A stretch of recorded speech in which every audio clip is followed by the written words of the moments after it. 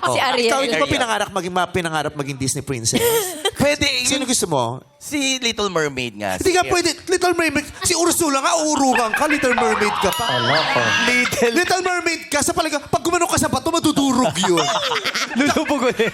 Sa palagay mo, Little Mermaid, kapag lang ng tsunami. Paano ka naging Little Mermaid? O, wag na lang Little Mermaid. Ano na lang? Malala. At saka sa palagay mo, matatago ka sa bato. Hindi ka makikita ng prinsipe kung si Little Mermaid ka. Ba't ikaw pwede ka maging Little Mermaid?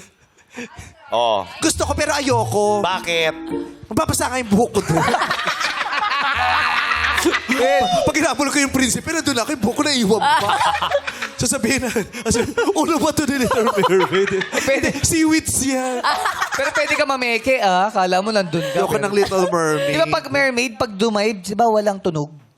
Yes. Depende. May mermaid ako nakita, damay, may tunog. Bakit? Nautot. Pag dive niya nautot. Pero ang mga mermaid pala, isa sa pinakamahihirap magpakita ng emosyon ng mga mermaid. Ay, Bakit? Hindi sila marunong umiyak.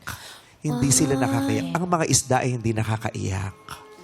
Bakit? talaga? Kasi... Umiyak ka sa dagat, may makakakita. Kasi lagi kang dilat. Laging dilat eh. Basa na yung mata nila. Sabagay, oo. Alam na alam mo yan, di ba? Alam na alam. Bakit Oy, naman bakit? alam na alam? Ba't alam nyo? Alam ko. Ba't alam Bakit? nyo? Hindi ba dati ka seahorse? Oh. Ala!